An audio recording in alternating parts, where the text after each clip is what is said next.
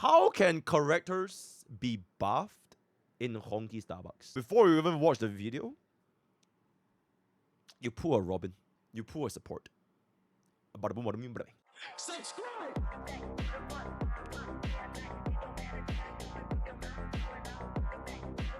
I feel it would be great if Hoi were to add a system to the game where they buff old units. As a thought experiment, today I'd like to talk about why I feel so strongly about that, and also how I think it could be implemented if it were to happen. To start off, if we go back to my very first video, I talked about how my favorite characters in the game were Jingliu and Blade. Those characters have definitely fallen off, though I guess Blade has made a small comeback with Super Break. Super Blade!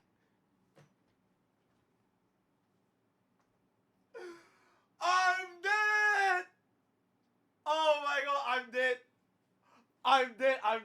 I'm dead. Oh my god, Flue! Flue has the Pokke brain rot. Oh my god, I'm fucking dead. They're not the only ones though. There's plenty of old characters 4 and 5 star alike that simply don't see much use anymore. It's not just your DPS like Jingliu and Blade, but Chat, we literally got a 1 cycle with Super Blade. Alright, we got a 1 cycle Hule with Super Blade, right? So put some respect to his goddamn name. Mods ban anyone that says Lingsha Showcase. Supports too. I mean, when was the last time you used your Yukong or even your Silverwolf?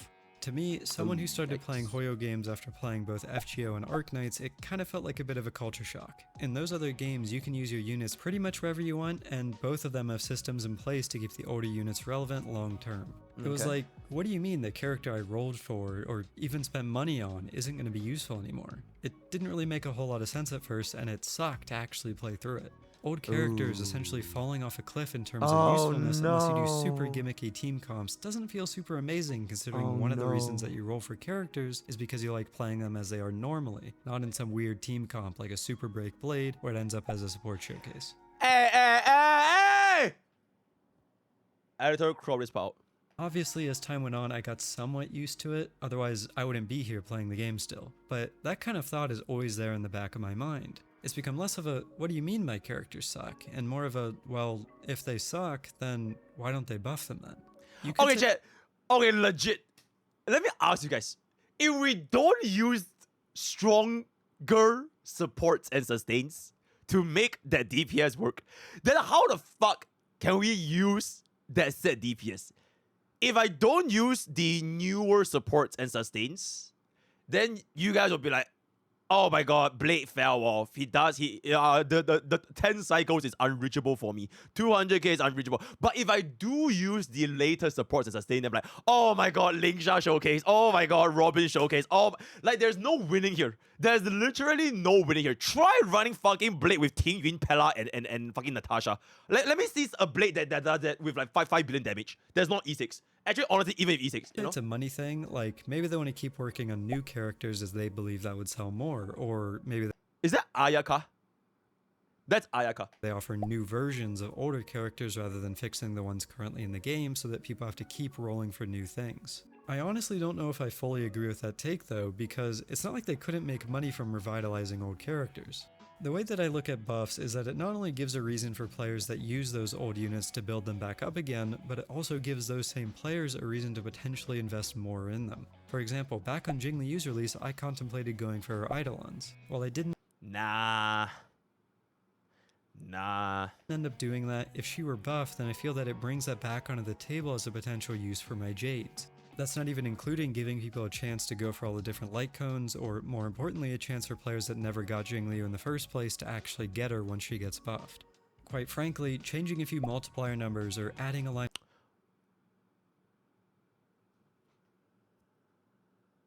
Ooh. Chat, do you think this will ever happen? MiHoYo buffing old units, multipliers, and their kits. Does this ever happen? In like Honkai Impact and like Genshin Impact? It never happens. Never. It has never happened. I know Zhongli got buffed because of the big hoo-ha in CN, right? It never happened. Okay, Zhongli is not counted because like it's because of the community outreach. Oh, okay. If it never happens, then ooh, yikes. Okay. Line of text to an ability is a hell of a lot cheaper to develop. After using her ultimate, Scylla immediately activates her talent. The extra turn granted by her talent is considered separate from the talent activation Scylla. Oh my god, that would actually make... Chat, imagine if this was her E1. Chat, imagine if this was her E1. Holy shit. Oh, that would be so fun. Instead, what did we get? What was that? What? 15% crit rate? Against enemies that have lesser than 80% HP?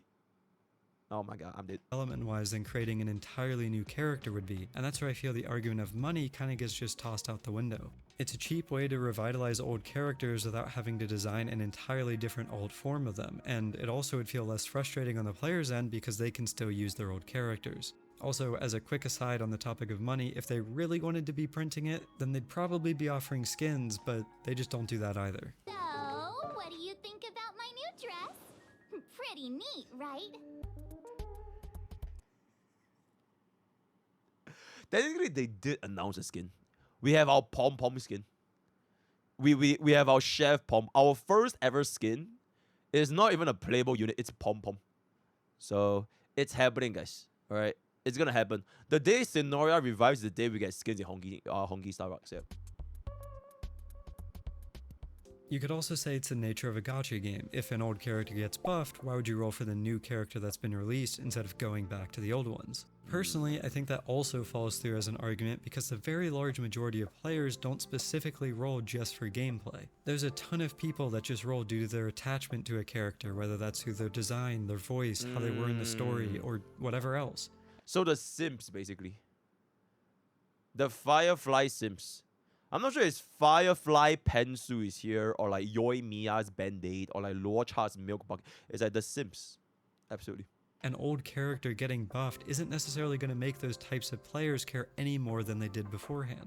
Lastly, I see a lot of people saying that it's not the characters that need a buff, but that there should be more supports for different archetypes for characters that are underperforming. Personally though, I just don't think supports are the real solution to the problem because supports have never buffed multipliers directly. What supports do instead is they interact with characters' underlying stats like attack, HP, and damage bonus, which basically means it's impossible.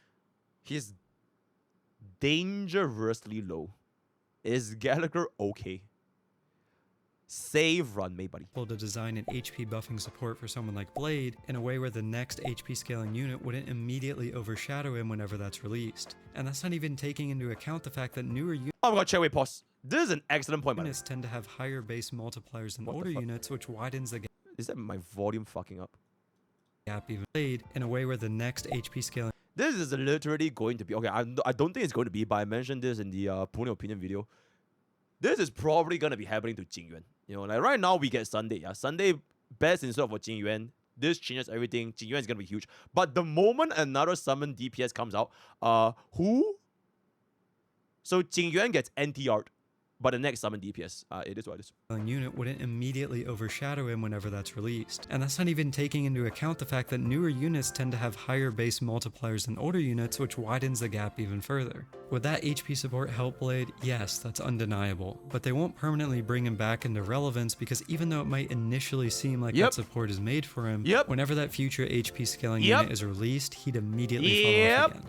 And basically NTR, it's guaranteed to happen. There's no world when MiHoYo don't release another summon DPS. You're absolutely goddamn right, man. In my opinion, all three of those arguments, be it money, the nature of gachas, or the characters and niches just needing a support, really fall through when you look past the top layer. And this just leads me back to the question of, why don't they buff them? So let's talk about how they could potentially do this.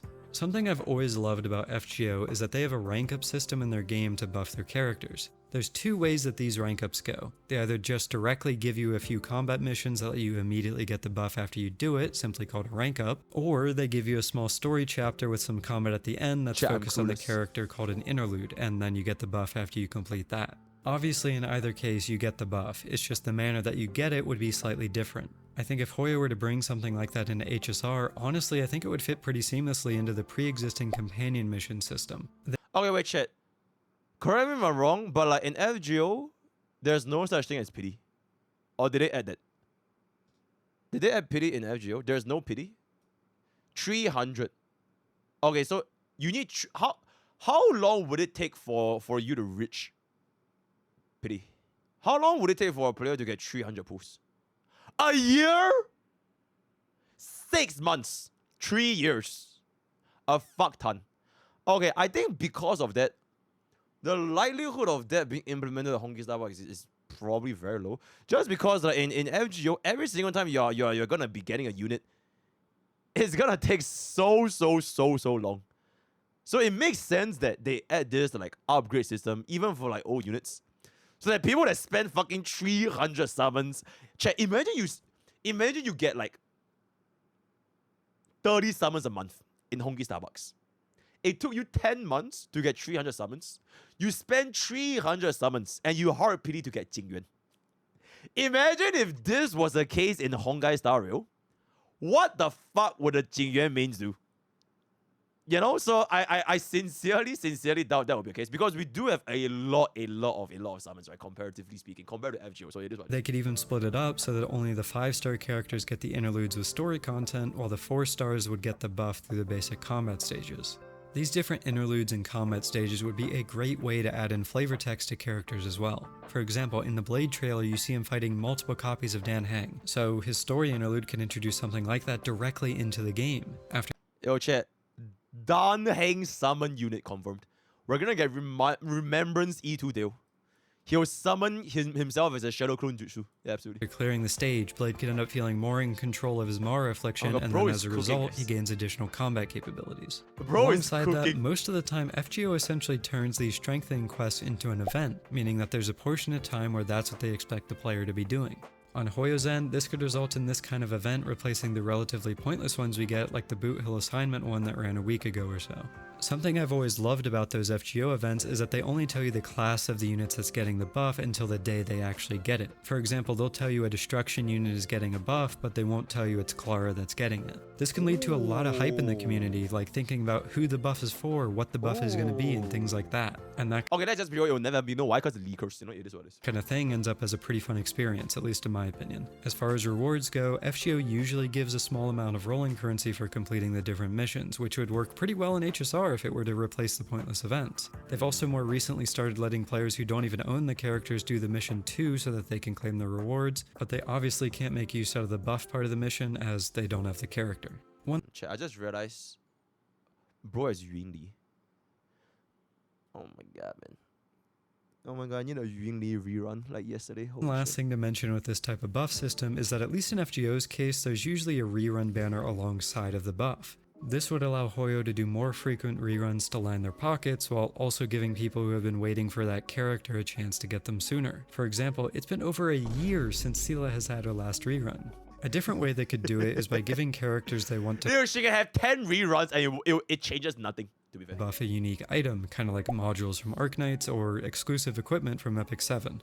Unlike FGO's version where the buffs are obtained through quests, these games offer them as an item through some form of mission, crafting, or the ability to just buy it through a shop using in-game currency, kind of like the priceless jewel shop in HSR. Okay. A mission or task system like defeating a certain amount of monsters would give players a reason to specifically use the characters they want to get the buff for. A crafting system would incentivize players to actually go around the map and collect materials from the different mobs, or potentially even use their resin if it required any materials like an elite monster drop. This would definitely be a more simplistic way of adding a buff system to the game, but at the end of the day, something is way better than nothing. The other idea I had was to implement a buffing system similar to Dragalia Lost mana circles. Oh my god, bro plays Dragalia Lost.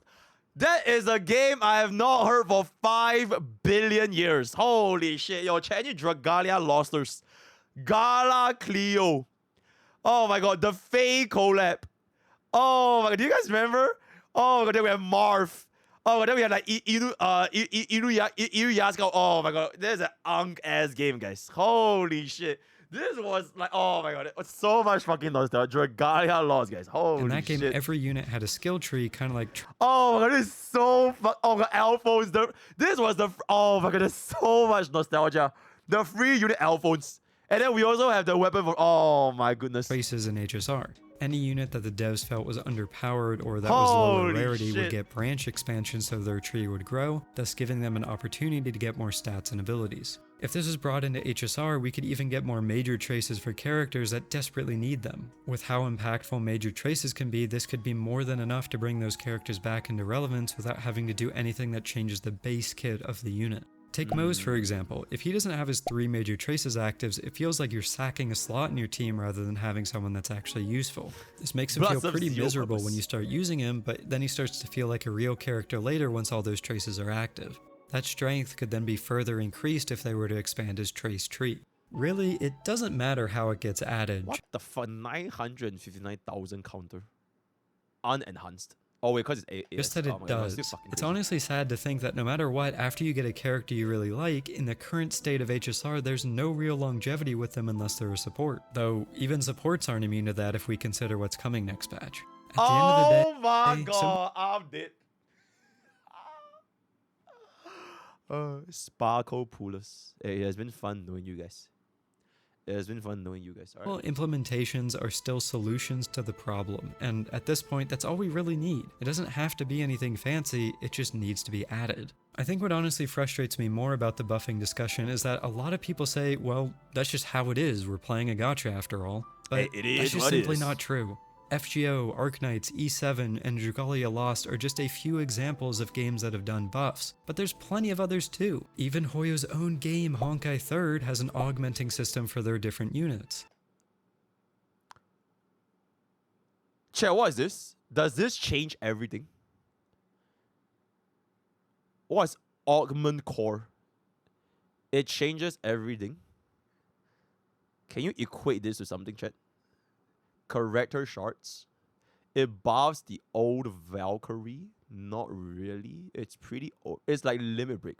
Oh, it's like upgrading Dunhane today. Oh, okay. To me, it feels That's like pretty we've reached a point where characters are being released that are direct upgrades to other characters, and I feel that now that we've Yep. reached that point, there Yep. needs to be systems put in place to counteract that. In my opinion, characters of the same rarity power creeping each other does not lend itself to a good player experience. But that's just my opinion. I'm sure there's people out there that are more interested in always getting something new, and honestly, that's a valid take on the topic. I just personally find it disappointing that my old favorites will all end up getting replaced eventually, regardless of whatever their role is in the game.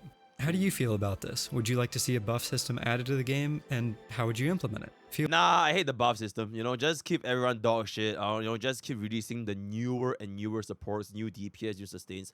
Just keep all the you know, those people just fuck them all. You know. This message was brought to you by Hoyverse. No, I'm just kidding. feel free to let me know down in the comments below. Anyway, that's my rant. As always, thank you very much. All right, a very Hoyo Shield Club, very good video, guys. Very good video. I think it's really good, but I just don't see it ever happening.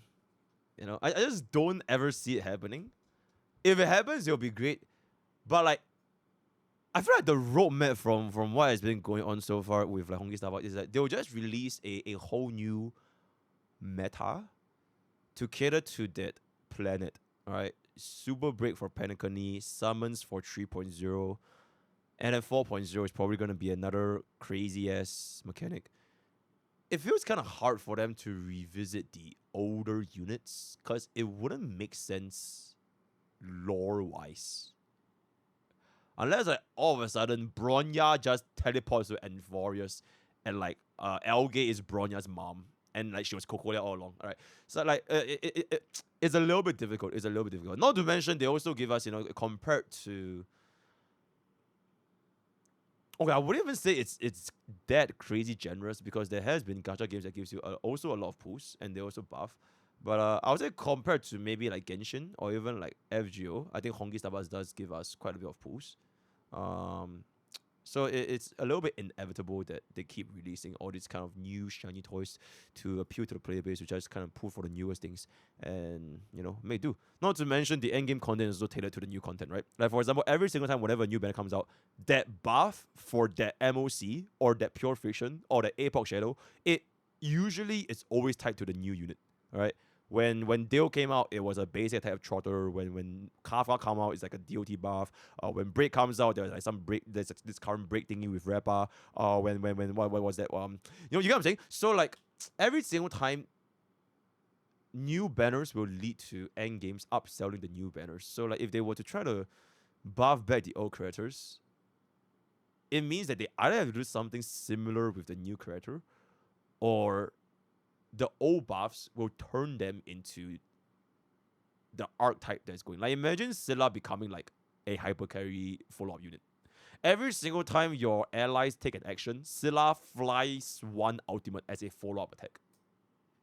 Holy shit. Or like every single time Jing Yuan goes in, he has a Lightning Lord applies Rare Shred. And it counts as a debuff. Oh, so like we will all love it, but I just think it's welcome to the real world, buddy. And I think we're gonna end this off video here. The quote of the day is going to be welcome to the real world, right? Let me know what you guys in the comments below. Do you think it will change? Do you think that old units will ever stand a chance against the face of the new units coming out in the future, as well as the new patches, new buffs, new supports, new units, new archetypes and art? So join Twitch, join YouTube, join Discord, join Twitter, join Twitter, all the best. We'll catch you. See you guys next time. Take care.